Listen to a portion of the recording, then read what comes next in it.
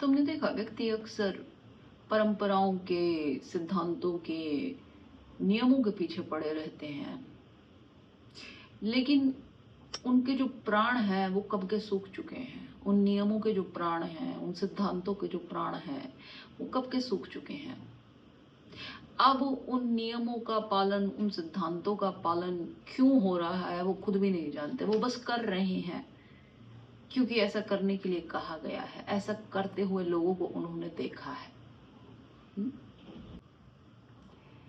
एक बात समझने जैसी है कि जीवन जटिल है और ये सारे नियम, सिद्धांत, ये अनुभव, एक्सपीरियंस पर भी निर्भर करते हैं। जैसे जैसे समय व्यतीत होता जाता है वैसे वैसे जीवन बदलता जाता है। आज का समय जो जीवन है वो आज से 2500 साल पहले, 2000 साल पहले, 1500 साल पहले नहीं था। तो तब के जो सिद्धांत हैं वो अब काम नहीं आएंगे। तब के जो नियम हैं वो अब काम नहीं आएंगे। तब का आदमी कुछ और था, आज का आदमी वैसा नहीं है। आज हमारी जरूरतें कुछ और हैं, हमारी सोच कुछ और है, हमारी भाव दशा कुछ और है। हम जिन सिद्धांतों के पीछे पड़े हुए हैं, जिनके पीछे हम मरने कटने को भी तैयार हैं, वो सिद्धांत हमें पता ही नहीं कि हम क्यों अपनाए हुए हैं उन्हें। उन मरी हुई परंपराओं के पीछे हम क्यों पड़े हुए हैं हम नहीं जानते। उनके प्राण कब के पखारू हो चुके हैं। अब उन परंपराओं में कोई सत्य बचा नहीं है, या सही अर्थों में कहूं तो उस सत्य को देखने वाली आंखें नहीं बची हैं।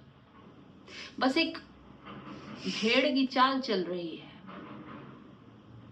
उन परंपराओं में से सत्य तो कोई देखने वाला ही निकाल सकता है, दृष्टा ही निकाल सकता है, पर ये जो बाकी झुंड उनके पीछे पड़ा हुआ है इसका कोई अर्थ नहीं है। ये बेमतलब की बात है। ये ऐसा ही है जैसे किसी बच्चे के आप छोटेपन में कपड़े ले आते हैं, अब वो बच्चा बड़ा हो गया, वो कपड़े तो उसे नहीं आएंगे ना। तो दो ही बातें हो सकती हैं, या तो बड़े कपड़े लाए जाएं या फिर उस बच्चे को सिकोड़ दिया जाए। अब यहां क्या हो रहा है, अब जो पुराने सिद्धांत बन गए हैं वो बन गए, अब उन्हें कौन नया करे। अब जो पहले के महापुरुष हो गए, बुद्ध हो गए, कृष्ण हो गए, महावीर हो गए, कबीर हो गए, कोई भी हो गए, इन्होंने जो नियम, जो सिद्धांत दे दिए, अब उन्हें कौन नया करे।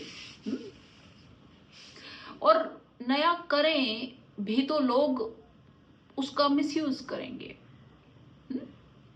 कितनी बातों को नया किया जाएगा। तो लोग क्या करते हैं कि खुद को उस हिसाब से उठाने की बजाय उस सिद्धांत को नया करने की बजाय उसमें अनुभव और समय वाला फैक्टर भी जोड़ने की बजाय अपने को ही छोटा करने में लगे हुए हैं। खुद ही उन पुराने कपड़ों में फिट होने की कोशिश कर रहे हैं। समझ रहे हो मेरी बात। जितने भी नियम हैं उनका पालन करना एक रिस्पॉन्सिबिलिटी जैसा है, एक कर्तव्य जैसा है। इसलिए लोग उन्हें जबरदस्ती ढो रहे हैं, जबरदस्ती उनका पालन किए जा रहे हैं। मन में कहीं ना कहीं उन बातों के प्रति विरोध उठता है और उठेगा ही। लोग उनमें से लूप होल ढूंढने की कोशिश करते हैं। एक छोटा सा एग्जाम्पल लेते हैं। कोई व्रत करता है, भाई व्रत करते हो तुम किस लिए करते हो? ताकि तुम्हारे अंदर अन्न जल ना जाए,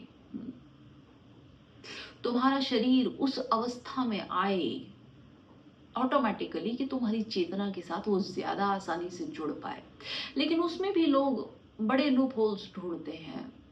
इस टाइम ये कर लेंगे, उस टाइम वो कर लेंगे, फलाहार कर लेंगे, नमक छोड़ देंगे, ये सब चीजें। अगर तुम्हारे बस की नहीं है तो मत करो। ये सब उल जुलूल बातें करने से क्या हो जाएगा? जो उस पूरी प्रक्रिया का तात्पर्य है वो तो खो जाता है। और समझने वाली बात ये है कि प्रूफ किसको करना है कि तुमने व्रत किया, कि तुम करो चाहे तुम मत करो, इससे फर्क किसको पड़ता है? किसी को फर्क नहीं पड़ता। किसी को फर्क नहीं पड़ता। तुम अपने आप को पुष्ट करते हो कि मैंने व्रत किया, बस। और तो कोई जानना नहीं चाहता है इस बारे में, किसी को दिलचस्पी नहीं। तो नियम जो है वो तोड़े जाते ही हैं।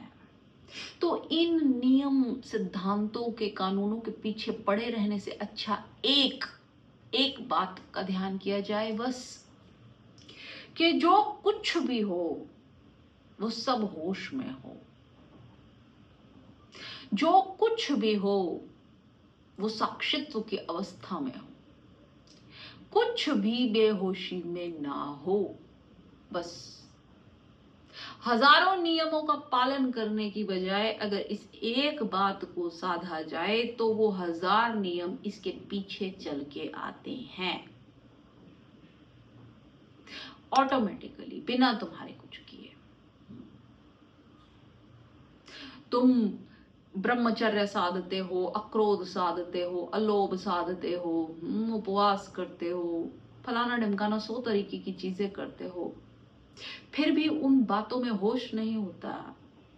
तुम वो सारी चीजें भी मूर्छा में करते हो, जबरदस्ती करते हो। इन बातों का कोई अर्थ नहीं है। लेकिन अगर तुम केवल और केवल होश साधो तो तुम पाओगे कि तुम्हें ये बाकी सारी प्रक्रिया करनी नहीं पड़ती, ये अपने आप होती हैं। अपने आप होती हैं। जब तुम होश में होते हो तब तुम क्रोध कैसे करोगे? कैसे करोगे? जब तुम होश में होते हो तब तुम चोरी कैसे करोगे? तुम्हें दिखेगा नहीं कि तुम क्या कर रहे हो। दिखेगा। तुम्हें अपने क्रोध की भाव वस्तु दिखेगी, अपना रूप दिखेगा। तुम्हें अपने काम के अंदर अपना वो जानवर का स्वरूप दिखेगा। तुम कैसे करोगे? तुम कर पाते हो क्योंकि तुम होश में नहीं हो।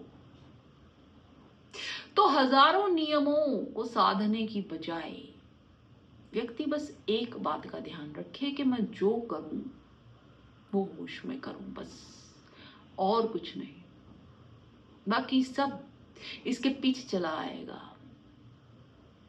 इसके पीछे चला आएगा, एक बात के पीछे चला आएगा, और कुछ करने की जरूरत नहीं है।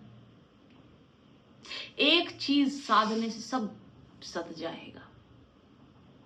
वरना लोग तो ऐसे हैं जो हजारों साल पहले बातें बताई गई हैं, उनकी ऐसी विकृति कर दी है, ऐसा उनका रूप बदल दिया है उन बातों का, और अब उनका अलग नियम चलता है। अलग नियम चलता है। किसी बात के पीछे कोई कारण रहा होगा, इन्हें कोई कारण वारण पता नहीं है, पर ये बात को पकड़ के ऐसे बैठे हैं जैसे उस पे जीना मरना निर्भर करता है।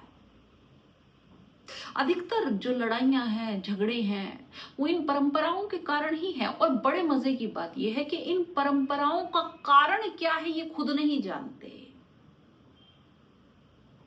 क्योंकि कारण तो उस व्यक्ति के साथ समाप्त हो गया जिसे उस सत्य की प्रतीति हुई थी।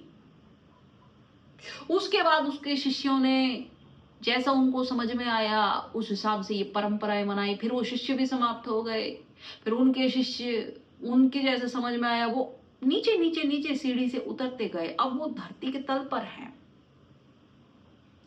और हम उन्हें पकड़ के बैठे हैं, छाती से लगाए बैठे हैं। ये हमारी धरोहर है।